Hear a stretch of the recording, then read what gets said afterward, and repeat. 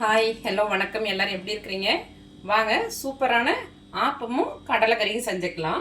First கடலைக்கறிக்கு ready பண்ணிக்கலாங்க. பாருங்கள், ஒரு ஸ்பூன் எண்ணெய் ஊற்றிக்கலாம். எண்ணெய் ஊற்றிட்டு சின்ன துண்டு பட்டை, 3-4 கிராம்பு, 4 ஏலக்காய், சின்னதாக இந்த கல்பாசி, 1 ஸ்பூனு சோம்பு, நல்லா ஒரு 3 ஸ்பூனு மல்லி சேர்த்து வறுத்துக்கலாங்க. ரொம்ப பொன்னிறமாக வறுக்க வேண்டியதில்லை, லைட்டாக வாசனை வர்ற அளவுக்கு வதக்கினா போதும். லைட்டாக பொரிஞ்சு வரட்டும்.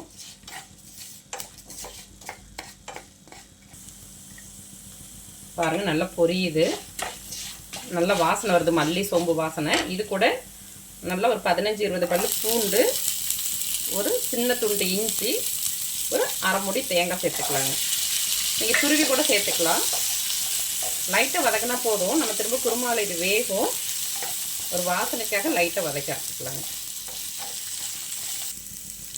ஒரு 3 ஸ்பூனுக்கு பொட்டுக்கடலை சேர்த்துக்கலாங்க. அதை விட கம்மியாக கூட சேர்த்துக்கலாம். உங்களுக்கு குழம்பு ரொம்ப திக்காக வேணும்னா பொட்டுக்கடலை சேர்த்துக்கலாங்க, இல்லாட்டி தேங்காவே போதுமானதாக இருக்கும்.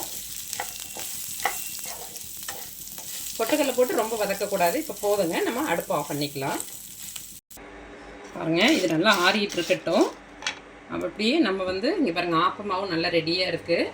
இப்போ 10 நிமிஷத்தில் இந்த குருமா ரெடி ஆயிருங்க. நம்ம குக்கர்லேயே செய்ய போகிறோம். பாருங்கள், அடுப்பில் குக்கர் வச்சு ஒரு 2 ஸ்பூனு எண்ணெய் சேர்த்துக்கலாம்.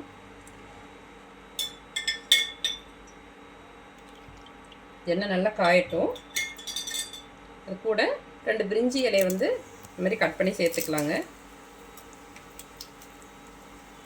அது கூடவே நல்லா 1 ஸ்பூனு சோம்பு சேர்த்து தாளிச்சிக்கலாம். சோம்பு நல்லா பொரிஞ்சு வரட்டும். இப்போ நல்ல வாசனை ரொம்ப நல்லாயிருக்கும். ப்ரௌன் ஆகிடக்கூடாது. சோம்பு நல்லா பொரிஞ்சிருச்சு. இப்போ பொடியாக நறுக்குன்னா வெங்காயம் 2 சேர்த்துக்கலாம்.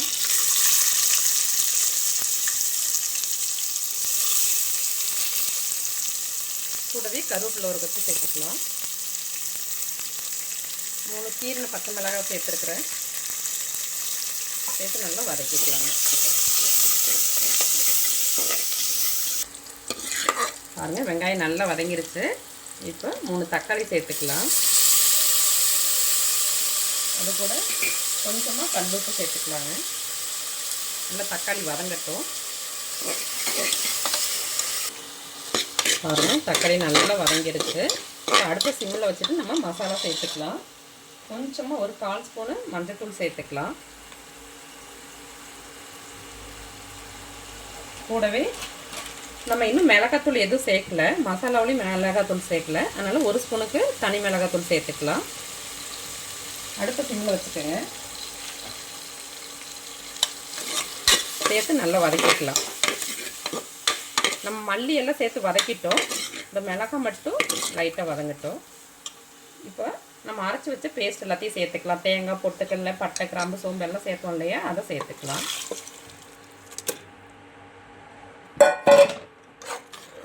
சேர்த்து கலந்து விட்டுக்கலாங்க. இது அப்படியே இருக்கட்டும். நான் நைட்டே பாருங்கள் சுண்டல் ஊற வச்சுட்டேன், கருப்பு சுண்டல். 8 மணி நேரம் ஆச்சு. இதை நம்ம வேக வைக்கல, டேரெக்டாக குக்கர்லேயே சேர்க்க போகிறேன். அது கூட சின்னதாக ஒரு உருளைக்கிழங்கு தோல் சீவிட்டு பொடி பொடியாக கட் பண்ணி வச்சுருக்கேன். இதையும் சேர்த்துக்கலாம். இப்போ நம்ம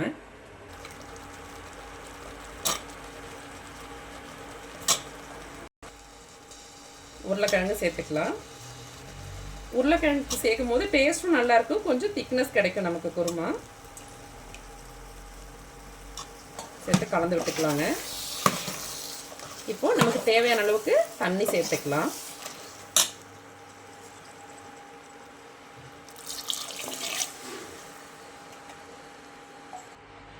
நம்ம பொட்டுக்கடலையும் சேர்த்துருக்கிறதுனால ரொம்ப திக்காக இருக்கும். ரொம்ப பொட்டுக்கடலை சேர்த்துட்டிங்கனாலும் டேஸ்ட் மாறி போயிடும். அளவாக சேர்த்துக்கணும். இப்போ உப்பு சேர்த்துக்கலாம். நம்ம முதல்ல தக்காளி கொஞ்சமாக உப்பு சேர்த்துருக்கோம். நீங்கள் பார்த்துட்டு உப்பு சேர்த்துக்கோங்க. உப்பு போட்டு நல்லா கலந்து விட்டுட்டு நம்ம மூடி போட்டுக்கலாங்க. ஒரு 4 விசில் வரட்டும், அது வரைக்கும் வெயிட் பண்ணலாம். குருமா 4 விசில் வந்துருச்சுங்க. நல்லா ரெடி ஆயிடுச்சு. இது ப்ரெஷர் அடங்கட்டும். நம்ம இப்போ ஆப்பை ரெடி பண்ணிக்கலாம். பாருங்கள் ஆப்பமாக ஒன்று அரைச்சி வச்சுருக்கேன், நைட்டே அரைச்சி வச்சுட்டேங்க. இதில் வந்து 1 டம்ளர் பச்சரிசி, 1 டம்ளர் இட்லி அரிசி, 1 ஸ்பூனு வெந்தயம், 1/4 டம்ளர் உளுந்து, ஒரு 1/4 கப்பு வந்து அவல் சேர்த்து ஊற வச்சேங்க. அவல் ப்ளஸ் வந்து அரை மூடி தேங்காய் துருவி அரைச்சிருக்குங்க. உப்பு சேர்த்து கரைச்சி வச்சுருக்கேன். ஆப்பத்துக்கு கொஞ்சம் தண்ணியாக மாவு இருந்தால் தான் சுற்றி வரத்துக்கு நல்லா ஈஸியாக இருக்கும். இப்போ நம்ம ஆப்பம் ஊற்றிக்கலாம். பாருங்கள் அடுப்பு ஆன் பண்ணி ஆப்ப சட்டி வச்சாச்சுங்க. கல் நல்லா சூடாக இருக்கணும். கல் சூடானோன்னா அடுப்பை சிம்மில் வச்சுட்டு மாவை சேர்த்துக்கலாம். சுற்றிக்கலாங்க.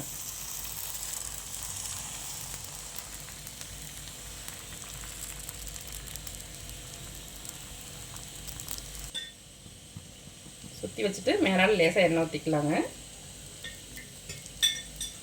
மூடி வச்சுக்கலாம். பாருங்கள் சூப்பராக ரெடி ஆயிடுச்சு. இது ஃபஸ்ட்டு ஆப்பனால அப்படி இருக்குது. அடுத்தடுத்து ஊற்றும் போது ரொம்ப நல்லா வரும். நம்ம இன்னொன்று ஊற்றிக்கலாம்.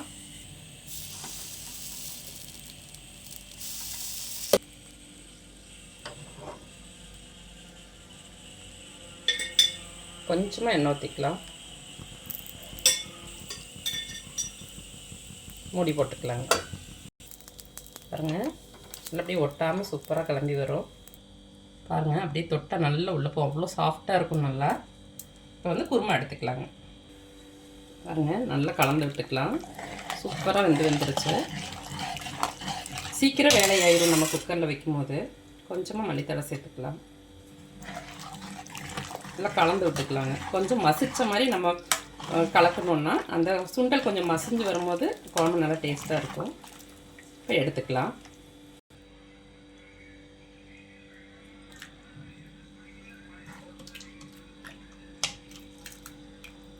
சூப்பரான குருமா ரெடியாச்சு. இதில் நம்ம தேங்காய் போட்டு அரைச்சதுனால நம்ம தேங்காய் பால் எதுவும் எடுக்கல. நீங்கள் தேங்காய் பால் சர்க்கரையும் வச்சு கூட எடுத்துக்கலாம். சூப்பரான ஆப்பமும் கடலைக்கறியும் ரெடியாச்சுங்க. நீங்களே இது மாதிரி செஞ்சு சாப்பிட்டு ஆரோக்கியமாக இருங்க. Okay bye, thank you.